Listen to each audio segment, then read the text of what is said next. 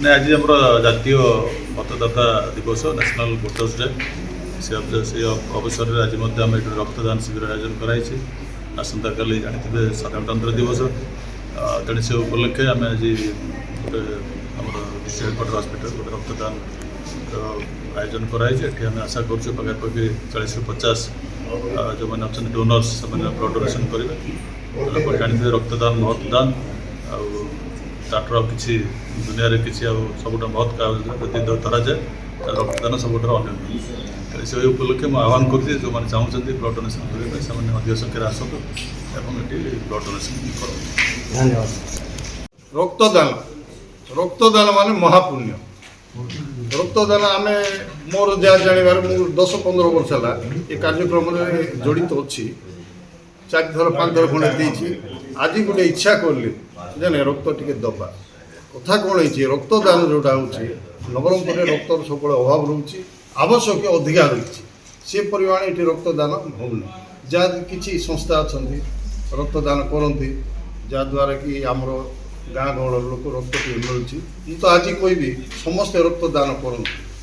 ଏଇଟା ଆଶା ରଖିବେ ନା, ଦାନ ମାନେ ଦାନ। ବହୁତ ଲୋକ କ'ଣ କରନ୍ତି, ରକ୍ତଦାନ ଦେଇଛୁ ଆମକୁ ମିଳିବ, ସେଇଟା ମିଛ। ତୁମେ ଦାନ କର, ଅନ୍ୟ ଜଣଙ୍କ ଜୀବନ ବଞ୍ଚିବ, ଭଗବାନ ତୁମକୁ ଆଶୀର୍ବାଦ ଦେବେ। ଏଣୁ ସମସ୍ତେ ସବୁବେଳେ ରକ୍ତଦାନ କରନ୍ତୁ ଆଉ ଅନ୍ୟର ଜୀବନ ବଞ୍ଚାଅ। ଆପଣ କେତେ ବର୍ଷ ହେଲା ଦେଇ ଆସୁଛନ୍ତି? ମୁଁ ବର୍ଷ ହିସାବରେ ମୋର ଏକ୍ସପିରିଏନ୍ସ, ମୁଁ ଗୋଟେ 15 ବର୍ଷ ହେଲା ରକ୍ତଦାନ ଶିବିର ମାନରେ ଆୟୋଜନରେ ଭାଗ ନେଇଥାଉଛି। କିନ୍ତୁ ମୁଁ ପୂର୍ବରୁ ଗୋଟେ 4-5 ଥର ଦେଇଥିଲି, ଆଜି ପୁଣି ଦେଲି। ଆସନ୍ତାକାଲିକି ରିପବ୍ଲିକ୍ ଡେ ଅଛି, ସାର୍ମାନଙ୍କ ସହିତ କଥା ହେଇକି ଆୟୋଜନ କରୁ, DPR ଆୟୋଜନ କରୁଛୁ। ଆଜି ମୁଁ ଦେଇଛି ରକ୍ତ। ସାର୍ ଆମର 77ତମ ସାଧାରଣତନ୍ତ୍ର ଦିବସ ଉପଲକ୍ଷେ ଏଇଟା ପ୍ରଶାସନ ତରଫରୁ ଗୋଟେ ରକ୍ତଦାନ ଶିବିର ଆୟୋଜନ ହେଲା ଡିଷ୍ଟ୍ରିକ୍ଟ ହେଡ଼କ୍ୱାର୍ଟର ହସ୍ପିଟାଲରେ। ଆମର ଏଠି ଆୟୋଜନରେ ଆମର ହସ୍ପିଟାଲ ଷ୍ଟାଫ୍, CDMO, ADMO ସମସ୍ତେ ସହଯୋଗ କରୁଛନ୍ତି। ଆଉ ପ୍ରଥମ ବ୍ୟାଚ୍ରେ ଆମର ସାମ୍ବାଦିକ ଭାଇ ଜଣେ ସେ ରକ୍ତଦାନ କରି ଗୋଟେ ଉଦାହରଣ ସୃଷ୍ଟି କରିଛନ୍ତି। ସମସ୍ତେ ଯେମିତି ଆମେ ସାଧାରଣ ଲୋକ ରକ୍ତଦାନ କରି ଜଣଙ୍କର ଜୀବନ ବଞ୍ଚେଇବା, donate blood and B A life saver, ଏହା ହେଉଛି ଏହାର ଉଦ୍ଦେଶ୍ୟ। ଆଉ CRPFରୁ ବି ଯବାନ ଭାଇମାନେ ଆସିଛନ୍ତି, ପୁଲିସରୁ ବି ଆସିବେ ଏବଂ ବିଭିନ୍ନ ସଂସ୍ଥା, ସ୍ୱେଚ୍ଛାସେବୀ ସଂସ୍ଥାରୁ ବି କିଛି ମୁଭ୍ ଆଉଟ୍ ହେଉଛନ୍ତି, ଅଫିସିଆଲ ବି କିଛି ମୁଭ୍ ଆଉଟ୍ ହେଉଛନ୍ତି। ଆମେ ଏକ୍ସପେକ୍ଟ କରୁଛୁ 30ରୁ 40 ୟୁନିଟ୍ ଆଜି ରକ୍ତ ସଂଗ୍ରହ ହେଇଯିବ। ଆଉ ଏଇଟା ଗୋଟେ ବଡ଼ ସନ୍ଦେଶ ହେବ ସାଧାରଣତନ୍ତ୍ର ଦିବସ ଉପଲକ୍ଷେ।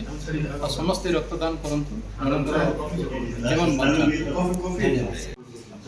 ଆଜିର ଯେଉଁ ରକ୍ତଦାନ ଶିବିର ଆୟୋଜନ କରାଯାଇଛି, ଏହା 77ତମ ଗଣତନ୍ତ୍ର ଦିବସ ଉପଲକ୍ଷେ ଆୟୋଜିତ ହୋଇଛି ଏବଂ ଏଥିରେ ବିଭିନ୍ନ ଡିପାର୍ଟମେଣ୍ଟର ଅଫିସର୍ସ ମାନେ ପାର୍ଟିସିପେଟ୍ କରିବେ। ଏଥିରେ 40ରୁ 50 ୟୁନିଟ୍ ବ୍ଲଡ଼ କଲେକ୍ସନ୍ ହେବାର ସମ୍ଭାବନା ରହିଛି। ଏହା ଏକ ମାନେ ଗୁରୁତ୍ୱପୂର୍ଣ୍ଣ କାମ, ଅତି ମାନେ ଗୋଟେ ଜୀବନ ରକ୍ଷାକାରୀ ପ୍ରୋସେସ୍।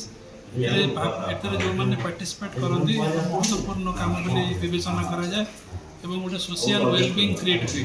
ସମାଜରେ ଗୋଟେ ଜୀବନ ରକ୍ଷା କରିବା ପାଇଁ ଆମର ଏହି ପ୍ରୟାସଟା ସମସ୍ତଙ୍କ ଉପରେ ଗୋଟେ ଇମ୍ପାକ୍ଟ ପକାଏ। ଅନ୍ୟମାନେ ମଧ୍ୟ ଆଗ୍ରହ ପ୍ରକାଶ କରନ୍ତି ରକ୍ତଦାନ କରିବା ପାଇଁ। ରକ୍ତଦାନ କରିବା ଦ୍ୱାରା ଆମର ଶରୀରର ଅନେକ ଜିନିଷ ଭଲ ହୋଇଥାଏ। ହାର୍ଟ ଆଟାକ୍ରୁ ଆମେ ବଞ୍ଚିଥାଉ ଏବଂ ଆମର ବିଭିନ୍ନ ଅର୍ଗାନ ମଧ୍ୟ ବେଟର ଥାଆନ୍ତି ରକ୍ତଦାନ କରିବା ଦ୍ୱାରା। ତେଣୁ ଏହା ଏକ good best process to for a better life, healthy life.